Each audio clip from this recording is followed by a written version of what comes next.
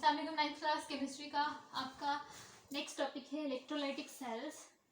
अभी तक हम इलेक्ट्रोकेमिकल प्रोसेसेस में यूज़ होने वाली डिफरेंट टर्म्स को स्टडी कर रहे थे। अब हम इलेक्ट्रोकेमिकल सेल्स को देखेंगे कि वो कितने टाइप्स के होते हैं। ठीक है, इलेक्ट्रोकेमिकल सेल को हमने कैसे डिफाइन किया था? It is the arrangement of electrodes and electrolytes जिससे कोई इलेक्ट्रोकेमिकल प्रोसेस कैरी होता है। ठीक है, तो अब हम डिफाइन करते हैं इलेक्ट्रोलाइटिक सेल। इलेक्ट्रोकेमिकल सेल्स जो हैं वो टू टाइप्स के हैं।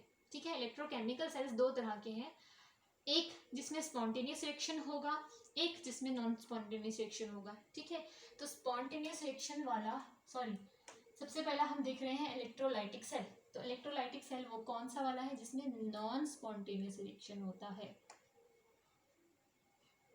हमने देखा था कि इलेक्ट्रोकेमिकल प्रोसेसेस दो तरह के थे ना, स्पॉन्टेनियस और नॉन स्पॉन्टेनियस। तो नॉन स्पॉन्टेनियस इलेक्ट्रोकेमिकल प्रोसेस किस सेल में कैरी होता है? इलेक्ट्रोलाइटिक सेल के अंदर। ठीक है, इसकी स्पेशल कुछ अरेंजमेंट होती है। तो पहले हम इसको डिफाइन करते हैं।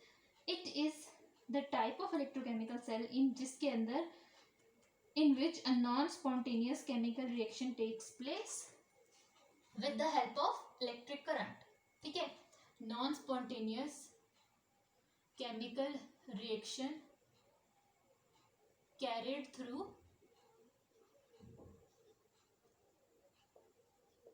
electric current. ठीक है, इलेक्ट्रिक करंट यहाँ पे क्या है? The source of energy. ठीक, कोई केमिकल्स हम मिक्स करेंगे, उसमें इलेक्ट्रोड्स डिप करेंगे, इलेक्ट्रोलाइट होगा। ठीक, और फिर हम उसमें इलेक्ट्रिक करंट अप्लाई करेंगे। जब हम बैटरी से इलेक्ट्रिक करंट प्रोवाइड करेंगे तो वो केमिकल्स आपस में रिएक्ट करना स्टार्ट करेंगे।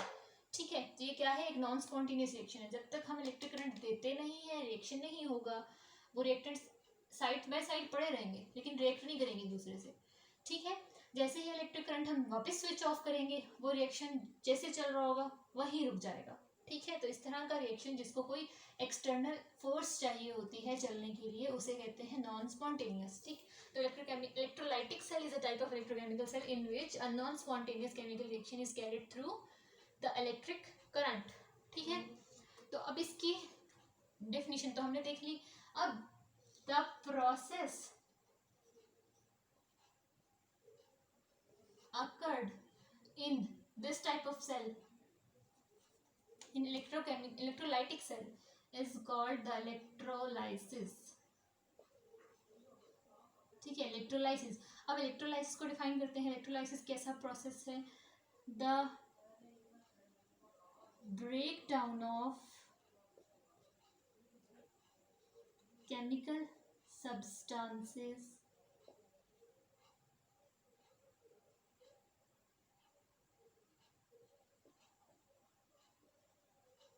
इन प्रेजेंस ऑफ इलेक्ट्रिक करंट। जब हम किसी केमिकल सब्सटेंस को इलेक्ट्रिक करंट की हेल्प से ब्रेक डाउन करते हैं, उसको रिएक्ट कराते हैं, that process is called the electrolysis. ठीक है, इलेक्ट्रो मीन्स इलेक्ट्रिसिटी या electric current and lysis means break down. ठीक है, ये तो हो गया इसका प्रोसेस। हम आगे देखते हैं किस तरह का होगा ये सेल, यानी इसकी अरेंजमेंट क्या होगी, इसकी कंस्ट्रक्शन क्या होगी। तो कंस्ट्रक्शन हम इसकी देखते हैं। सपोज ये एक वो इलेक्ट्रोलाइटिक टैंक है, मींस ये वो कंटेनर है जिसमें हमने इलेक्ट्रोलाइट सॉल्यूशन डालना है। क्योंकि वो लिक्विड फॉर्म में होगा तो उसको किसी कंटेनर में डालना ज़रूरी है। ठीक है, सपोज ये एक टैंक है, the container in which we add the electrolyte solution, उसको हम कहते हैं द इलेक्ट्रोलिटिक टैंक। ठीक है, सिंपली इलेक्ट्रोलाइटिक टैंक। उसके अंदर जो भी हमने सॉल्यूशन डाल रखा है, दैट लिक्विड फॉर्म में कोई सब्सटेंस भरा हुआ है, या तो मोल्टन स्टेट में है, कोई चीज़ पिघला के डाली है, या उसका सॉल्यूशन बना के डाला है। ठीक है, ये चीज़ लिक्विड फॉर्म में ही होनी चाहिए। ठीक, that solution is called electrolyte. जैसे कि हम पहले भी देख चुके हैं, इलेक्ट्रोलाइट क्या होता है? ऐसा सॉल्यूशन जिसके अंदर बहुत सारे आयंस हों। ठीक है, इसके अलावा इस सेल के अंदर हम दो कंडक्टिंग सॉलिड रॉड्स डालते हैं। ठीक है, और इन दोनों को हम कनेक्ट करते हैं बैटरी से।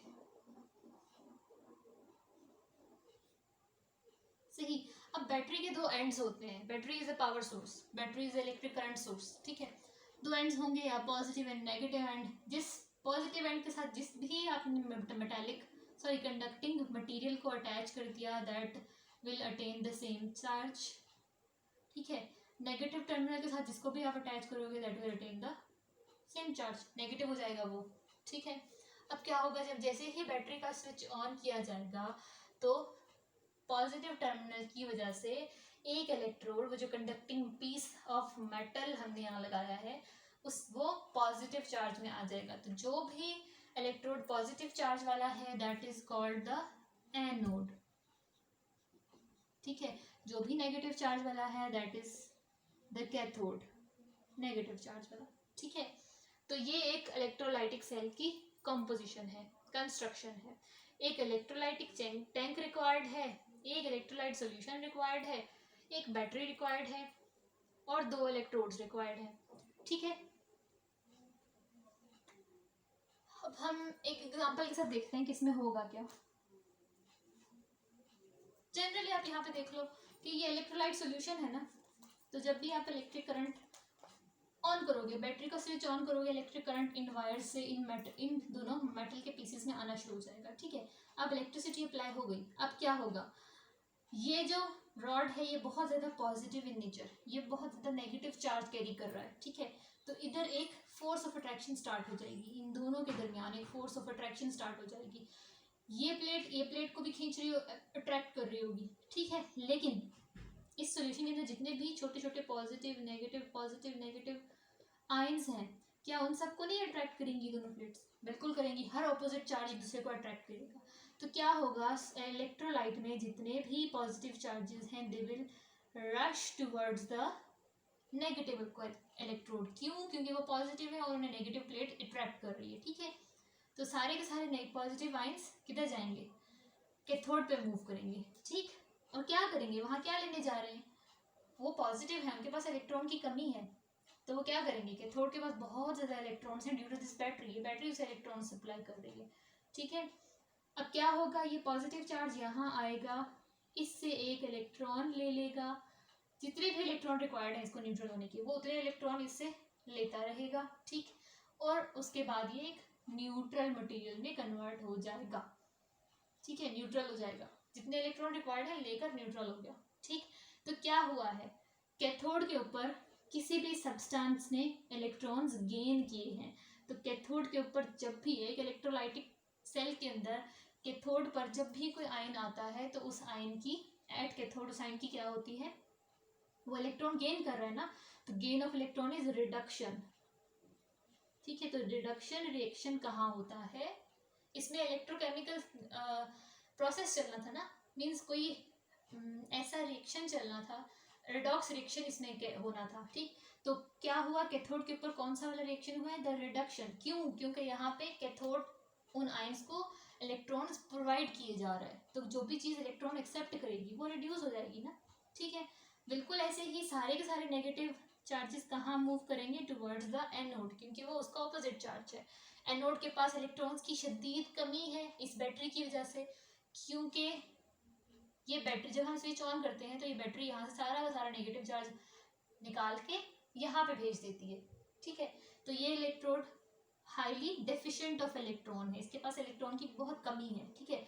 तो ये जो एटम्स है जिनके ऊपर इलेक्ट्रॉन्स ज़्यादा हैं, जो नेगेटिव चार्ज हैं, ये फौरन से इसके पास आके मूव करेंगे और फिर इसकी जो पावर इतनी ज़्यादा होगी कि जब ये एक एटम यहाँ पहुँचेगा तो क्या होगा, ये इसकी अट्रैक्शन इतनी ज़्यादा होगी कि उसके अंदर से जो इलेक्ट्रॉन है जिसकी वजह से उसके ऊपर नेगेटिव चार्ज है वो इलेक्ट्रॉन ये एनोड एक्सेप्ट कर लेगा, उससे इलेक्ट्रॉन छीन लेगा, ठीक है। तो यहाँ क्या हो रहा है, सारे नेगेटिव चार्जेस नेगेटिव आयंस आके यहाँ पे अपने इलेक्ट्रॉन्स डोनेट किए जा रहे हैं टू द एनोड, और वो इलेक्ट्रॉन कहाँ जाता है, यहाँ जैसे आया है ना इलेक्ट्रॉन, तो वो इलेक्ट्रॉन इस बैटरी की वजह से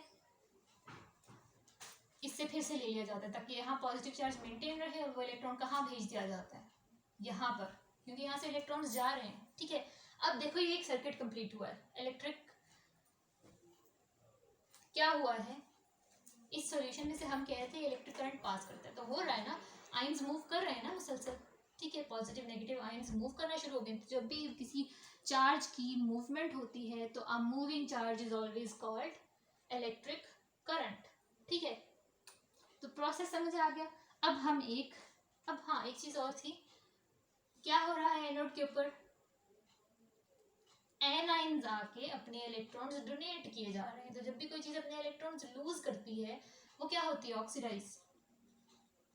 तो हम इलेक्ट्रोलाइटिक सेल्स के अंदर जब भी देखेंगे उसकी अरेंजमेंट कुछ इस तरह की होगी, टैंक की शेप चेंज हो सकती है, पर वही चीज होगी कि बैटरी के साथ दो एनोड कैथोड कनेक्टेड होंगे, ठीक है, और इलेक्ट्रोलाइट सोल्यूशन में पॉजिटिव नेगेटिव चार्जेस जरूर होंगे, जो कि इलेक्ट्रिसिटी अप्लाई करने पे क्या होंगे, अपने अपने रिस्पेक्टिव इलेक्ट्रोड्स की तरफ जाएंगे और वहां पे रिडक्शन और ऑक्सीडेशन रिएक्शंस होंगे।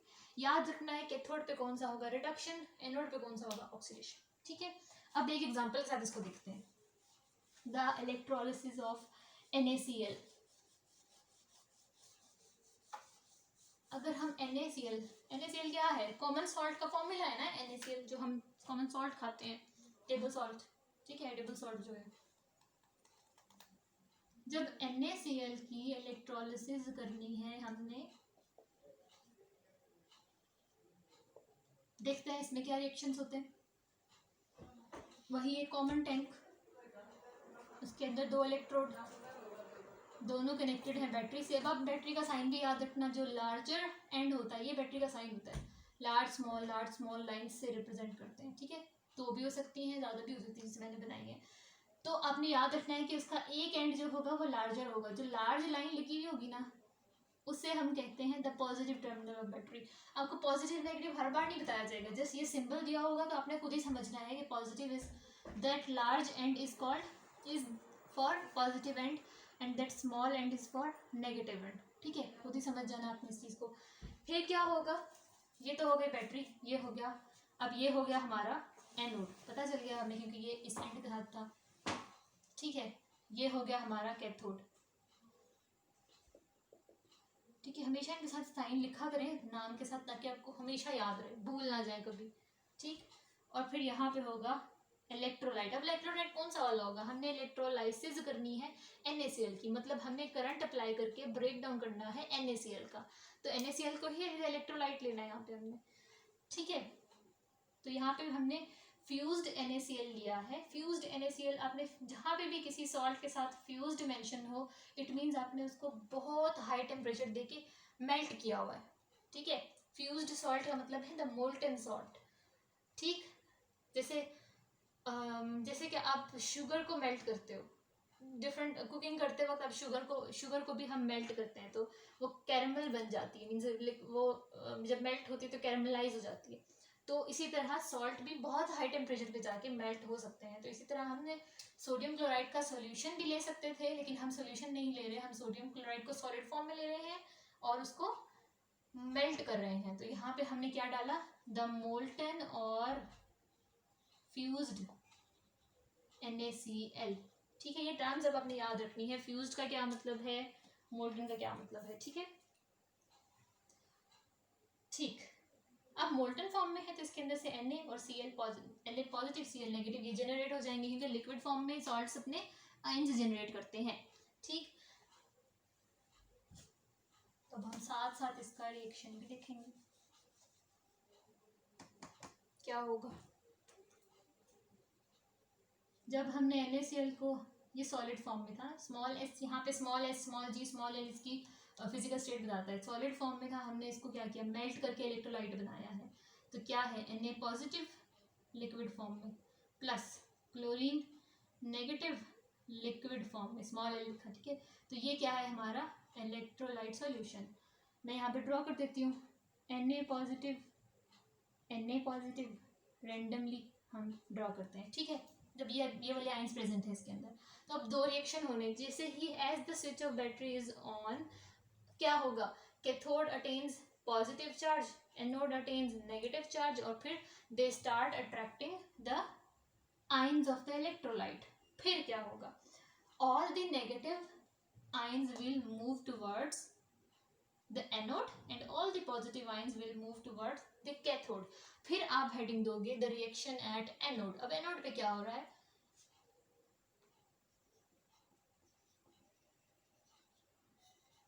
at anode क्या हो रहा है, एनोड पॉजिटिव है ना, तो आपने नेम लिखते वक्त ही इसके साथ चार्ज लगा देना, ताकि आप भूल ना जाओ कि यहाँ कौन सा आयन आना चाहिए। अब ये पॉजिटिव लिख दिया मैंने, जाहिर है अब ये पॉजिटिव है तो इसके पास क्या आएगा, नेगेटिव, इसके पास आएगा क्लोरीन नेगेटिव आयंस।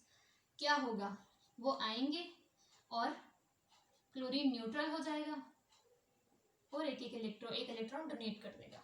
ठीक है, तो ये क्या हुआ है, किसी ने इलेक्ट्रॉन लूज किया है, the loss of electron is oxidation. तो आप लिख सकते हो ऑक्सीडेशन रिएक्शन एट एनोड। ठीक है, तो अब क्लोरीन ऐसा मॉलिक्यूल है, ऐसा एटम है जो इस तरह न्यूट्रल स्टेट में अकेला एटम रह नहीं सकता। तो जब दो क्लोराइड्स आके इस तरह से न्यूट्रल होंगे तो क्या होगा, ये दोनों कंबाइन हो जाएंगे। ठीक है, वहीं पे एनोड पर ही होंगे ना, ये दोनों कंबाइन होंगे तो ये किस फॉर्म में आ जाएंगे, Cl2 की फॉर्म में। तो ओवरऑल हम रिएक्शन ऐसे लिखेंगे कि जब दो Cl नेगेटिव एनोड पर आते हैं तो क्या प्रोडक्ट बनता है, the Cl2 gas and 2 electrons. ठीक है, तो ये है असल में ओवरऑल रिएक्शन। हो तो यही रहा है लेकिन ओवरऑल वाला हम लिखेंगे। ठीक है, क्योंकि यहाँ पे ये प्रोडक्ट अभी फाइनल प्रोडक्ट नहीं है, ये मजीद कंबाइन हो गई, ये वाली गैस जनरेट होता है। तो क्वेश्चन पूछा भी जा सकता है कि NaCl की इलेक्ट्रोलिसिस में एनोड पे कौन सी गैस जनरेट होती है। तो एनोड पे आप रिएक्शन देखोगे कौन सा वाला आना चाहिए, यहाँ पे नेगेटिव आयन आना चाहिए, और नेगेटिव आयन क्या है, क्लोराइड। तो क्लोराइड से कौन सी गैस जनरेट होगी, क्लोरीन गैस। ठीक है, ये तो हो गया रिएक्शन एट एनोड। अब हम लिखते हैं reaction at cathode. Sodium positive ions कहाँ जा रहे हैं, कैथोड पे। तो अब हम कैथोड वाला रिएक्शन लिखेंगे। तो कैथोड पे क्या होगा, कैथोड के साथ देखो मैंने नेगेटिव चार्ज लगा दिया। अब जैसे ही हमेशा आपने आदत डालनी है कि जब भी एनोड कैथोड का नेम मेंशन करो तो ब्रैकेट में यू करके उसका चार्ज भी मेंशन कर दो, ताकि जैसे कभी कभार स्टूडेंट्स कंफ्यूज जाते हैं। इसके बाद जो आप प्रोसेस पढ़ोगे, नेक्स्ट प्रोसेस जो इलेक्ट्रोलिसिस के अलावा होगा, स्पॉन्टेनियस प्रोसेस, तो उसमें इनके साइंस ऑपोजिट भी हो जाते हैं। तो इसलिए आपने जब भी ये लिख रहे होगे तो लिखते वक्त साथ में साइन डालना है। ठीक, तो अब एनोड कैथोड नेगेटिव है ना, तो इसके ऊपर सिर्फ पॉजिटिव आयंस आएंगे। ठीक है, क्या होगा, पॉजिटिव आयन आके क्या कर रहा है, इलेक्ट्रॉन्स एक्सेप्ट कर रहा है कैथोड से।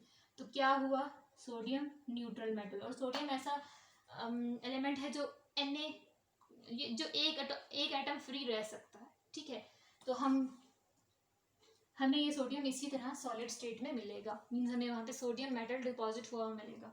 ठीक है, कहाँ पे, कैथोड पे।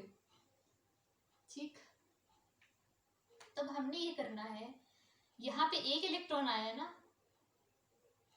हम इन इलेक्ट्रॉन्स को, क्योंकि इलेक्ट्रॉन यहाँ पे प्रोड्यूस भी हुए हैं फिर इलेक्ट्रॉन यूज भी हुए हैं इस पूरे प्रोसेस में, तो जो हम इसका फाइनल एक ही रिएक्शन लिखेंगे ना कि सोडियम क्लोराइड के दरमियान क्या रिएक्शन हुआ है, जो ओवरऑल रिएक्शन लिखेंगे, तो उसमें हम इलेक्ट्रॉन कभी मेंशन नहीं करते। ठीक है, क्योंकि इलेक्ट्रॉन यहीं जनरेट हुआ और यहीं पे यूज हो गया। ठीक, तो हम इलेक्ट्रॉन को इधर ही कहीं कैंसिल करेंगे ताकि वो ओवरऑल रिएक्शन में ना आए। ठीक है, तो दो Cl नेगेटिव से एक Cl2 जनरेट हुआ और 2 इलेक्ट्रॉन जनरेट हुए। एक सोडियम पॉजिटिव से एक इलेक्ट्रॉन इसने यूज किया और एक सोडियम पॉजिटिव जनरेट हुआ। तो अब ये हो सकता है कि ये तो है रिएक्टेंट साइड और ये भी है रिएक्टेंट साइड। तो आपने देखना ये है कि जो रिएक्टेंट साइड वाले हैं वो सारे ऐड करने हैं। ठीक है, प्रोडक्ट साइड वाले एक तरफ ऐड करने हैं। ठीक है, रिएक्टेंट ऐड करके हम यहाँ लिख देंगे, एरो लगाएंगे, और फिर प्रोडक्ट जितने भी हम जिन रिएक्शंस का हम ओवरऑल रिएक्शन लिख रहे हैं तो हम प्रोडक्ट ऐड करके यहाँ प्रोडक्ट वाली जगह पे लिख देंगे। ठीक है, लेकिन इलेक्ट्रॉन कैंसिल करने हैं, इलेक्ट्रॉन नीचे नहीं आने चाहिए। ठीक है, तो क्या होगा, यहाँ पे तो 2 इलेक्ट्रॉन जनरेट हो रहे हैं लेकिन यहाँ एक इलेक्ट्रॉन यूज हो रहा है, तो ये तो दो एक ही कैंसिल हो सकता है, एक फिर बच जाएगा। तो हमें इसको भी 2 करना है ताकि ये और ये कैंसिल हो जाए। ये प्रोडक्ट में है ना और ये रिएक्टेंट में है, तो रिएक्टेंट प्रोडक्ट आपस में कैंसिल हो सकते हैं। ठीक है, अगर सेम हो तो कैंसिल हो सकते हैं, जैसे इक्वल के इधर वाले से कैंसिल हो सकता है ना, बिल्कुल ऐसे यहाँ भी एरो के लेफ्ट और राइट से कैंसिल कर सकते हैं हम। तो हम क्या करें, इस इक्वेशन को 2 से मल्टीप्लाई कर दें, क्या हो जाएगा, 2Na positive plus 2 electrons give 2 sodium metal. ठीक है, तो ये 2 इलेक्ट्रॉन रिएक्टेंट साइड के, 2 इलेक्ट्रॉन प्रोडक्ट साइड के, कैंसिल, खत्म। क्या रह गया, अब प्रोडक्ट्स लिखो, रिएक्टेंट्स लिखो पहले। यहाँ पे जस्ट एक ही Cl नेगेटिव है और क्या है, सोडियम पॉजिटिव, रिएक्टेंट्स खत्म, एरो लगा दिया, प्रोडक्ट की तरफ चलते हैं, Cl2 प्लस 2Na। ठीक है, तो ये हमारा ओवरऑल प्रोडक्ट है।